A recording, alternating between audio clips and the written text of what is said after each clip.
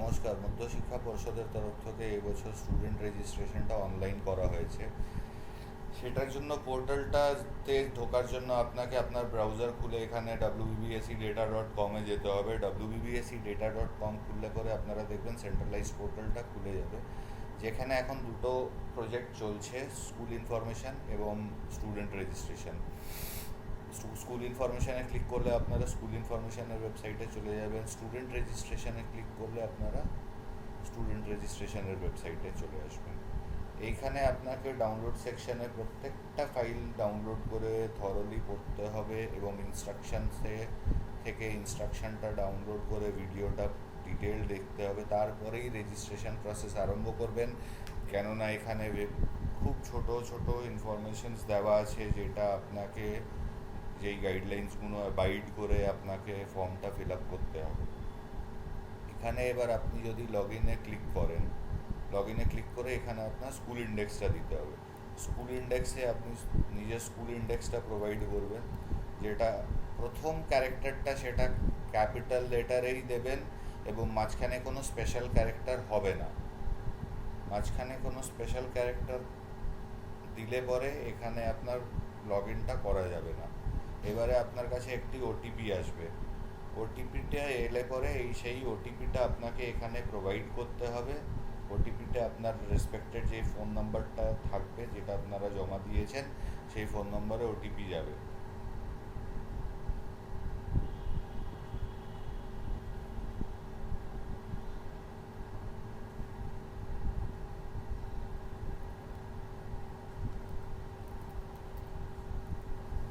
ওটিপিটা সাবমিট করলে পরে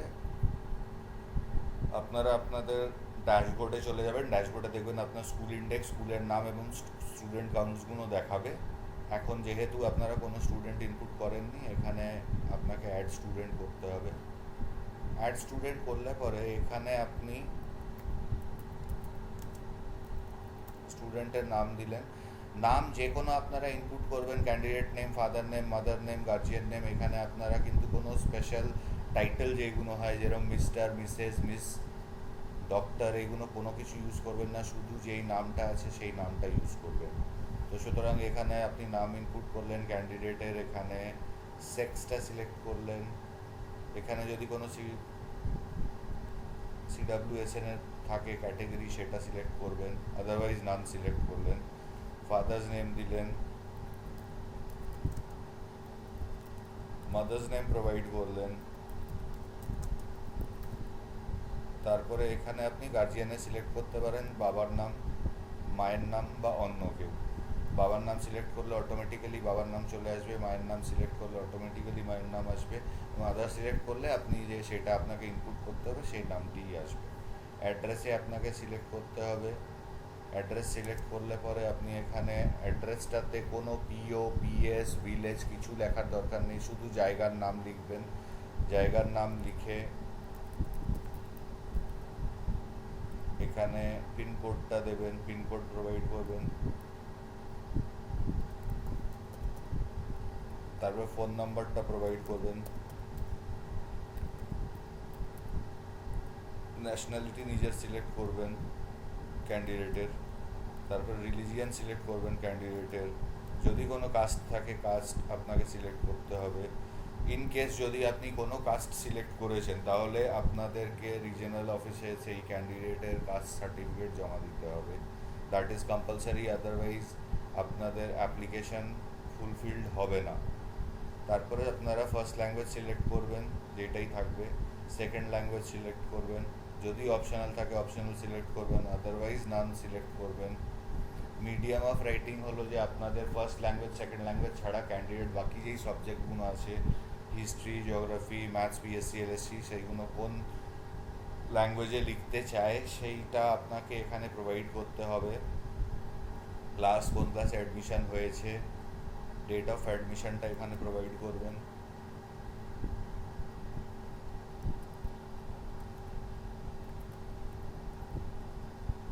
ডেট অফ বার্থটা এখানে প্রোভাইড করবেন। করলে পরে আপনারা দেখবেন এখানে তারপরে আপলোড ছবি করতে হবে, যেখানে আপনি ছবি ক্রপ করে রেখেছেন এবং সিগনেচার ক্রপ করে রেখেছেন, প্রপারলি ক্রপ করা থাকবে এবং রিসাইজ করা থাকবে, বিকজ 200 কেবির বেশি সাইজ হলে এখানে আপলোড হবে না। তো সুতরাং এখানে আপনি ছবিটা সিলেক্ট করলেন, ছবি সিগনেচার সিলেক্ট করলেন, করে নিয়ে এবার আপনারা প্রিভিউতে গেলেন, সব ডিটেলস চেক করে নিলেন, ডিটেলস যদি ঠিক থাকে তাহলে সেভ প্রেস করবেন, যদি চেঞ্জ করতে হয় তাহলে এডিটে গিয়ে প্রেস করবেন।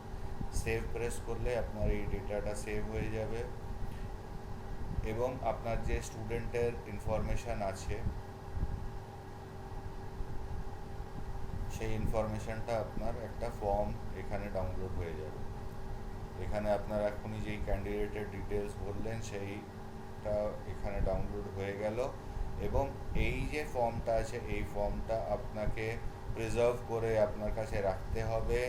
এটা যে কোনো সময় এখানে নিচে যেখানে সিগনেচারের জায়গা দেওয়া আছে সেই সিগনেচারগুলো করাতে হবে এবং এটা আপনাদেরকে প্রপারলি প্রিজার্ভ করতে হবে, সো দ্যাট এটা ফিউচারে যে কোনো সময় আপনাদেরকে বোর্ডে প্রেজেন্ট করতে হতে পারে। সিমিলারলি এখানে আপনারা অ্যাড স্টুডেন্ট করে এক একটি ক্যান্ডিডেট অ্যাড করে যতগুলো আপনার স্কুলে ছাত্র আছে আপনি এখানে টোটাল সব অ্যাড করতে পারেন। যখন আপনার টোটাল অ্যাড করা হয়ে গেল তখন আপনারা এখানে ফাইনাল সাবমিটে যাবেন। ফাইনাল সাবমিটে গেলে পরে আপনার এখানে ক্যালকুলেশন দেখিয়ে দেবে যে আপনাকে রেজিস্ট্রেশনের জন্য কত টাকা জমা দিতে হবে। এখানে যেহেতু একটি ক্যান্ডিডেট হয়েছে বলে তার 55 টাকা। এখানে পেমেন্ট মোড অফলাইন অনলাইন দুটোই আছে। অনলাইন পেমেন্ট 15 অগস্ট থেকে খোলা হবে। অফলাইন মোডে যদি আপনি যান তাহলে অফলাইন মোডে গেলে সাবমিট করলেন, সাবমিট করে আপনাকে নিচে যেতে হবে। এখানে আপনার চালান চলে আসবে, চালানটা আপনাকে এখান থেকে সিলেক্ট করতে হয় যদি এসবিআইতে জমা দিতে চান বা আদার দ্যান এসবিআইতে জমা দিতে চান। যে কোনো চালান আপনি এখান থেকে ডাউনলোড করতে পারেন, করে ডাউনলোড চালানে ক্লিক করবেন। ডাউনলোড চালানে ক্লিক করলে আপনার চালান ডাউনলোড হয়ে গেল। এইখানে আপনার স্কুলের নাম চলে আসবে, স্কুলের ইন্ডেক্স চলে আসবে, টোটাল অ্যামাউন্ট ভরা চলে আসবে। আপনাকে শুধু নিয়ে গিয়ে ব্যাংকে এটা জমা করে স্ট্যাম্প কপি নিয়ে আসতে হবে এবং এখানে চালানটা আপলোড করতে হবে স্ট্যাম্প কপি। যদি আপনাদের স্ট্যাম্প কপি এখানে আপলোড না করা হয় তাহলে ইন দ্যাট কেস আপনাদের স্কুলের অ্যাপ্লিকেশন কমপ্লিট হবে না। সুতরাং এখানে আপনারা যাই স্ট্যাম্প চালান থাকবে সেই স্ট্যাম্প চালানটা এখানে আপলোড করবেন।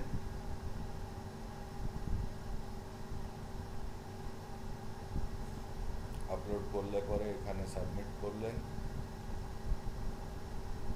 সাবমিট করার সাথে আপনার এটা টোটাল জমা পড়ে গেল এবং এখানে ডাউনলোড রিপোর্ট চলে এলো। আপনার একটা ফাইনাল রিপোর্ট জেনারেট হবে, সেই ফাইনাল রিপোর্টটা আপনার সব টোটাল পেমেন্ট হওয়ার পরেই জেনারেট হবে। রিপোর্টটা ডাউনলোড করলে পরে এই ফাইনাল রিপোর্টটা আপনাকে স্ট্যাম্প সাইন করে এইটা প্রত্যেকটা ক্যান্ডিডেটে সাইন করিয়ে করেসপন্ডিং আপনাকে রিজনাল অফিসে জমা দিতে হবে, যেটা আপনার ডাউনলোড সেকশানে যে ইনস্ট্রাকশনগুলো দেওয়া আছে ওখানে আপনারা ডিটেলটা পেয়ে যাবেন। এবং এই হলো টোটাল প্রসিজার। কোনো ডাউট থাকলে আপনাদের ডাউনলোড সেকশানে যে ডকুমেন্টসগুলো দেওয়া আছে সেইগুলো ডিটেল পড়বেন, ওখান থেকে আপনার টোটাল ডাউটটা ক্লিয়ার হয়ে যাবে।